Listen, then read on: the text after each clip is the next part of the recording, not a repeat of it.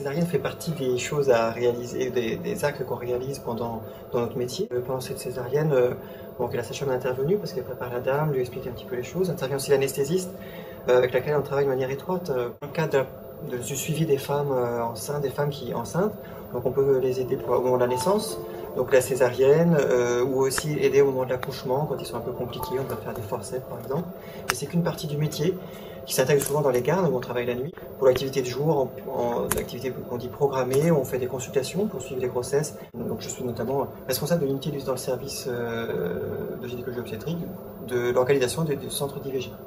D'autres parties du métier, c'est pas que la grossesse, c'est aussi aider les femmes à tomber enceintes. Des fois, elles ont des problèmes de fertilité, d'infertilité. Le métier peut aider à faire, par exemple, de la fécondation in vitro. La troisième facette du métier, c'est plus la gynécologie, où on peut accompagner la femme tout au long de sa vie, pas seulement pendant la grossesse, où on peut amener à faire des interventions chirurgicales également quand on a des problèmes, quand les patients sont plus âgés, par exemple. Intervenir sur des pathologies qui peuvent être aussi le cancer également. Comme tous les autres, j'étais plutôt un bon élève dans les classes scientifiques, S puis C, parce que je suis encore la génération des C. Et plutôt que m'orienter vers une classe prépa qui débouche plus vers les métiers d'ingénieur, je voulais plutôt un métier de contact.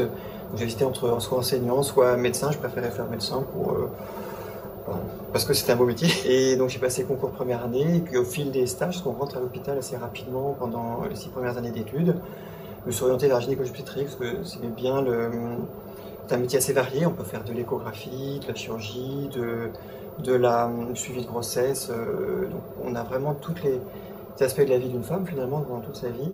Puis à titre personnel, dans mon parcours, je prends une disponibilité pour aller travailler une année à l'étranger, justement pour perfectionner et développer, surtout sur le domaine de la recherche aussi, à Montréal. Donc et après revenir pour essayer de ramener de nouvelles techniques justement au CHU.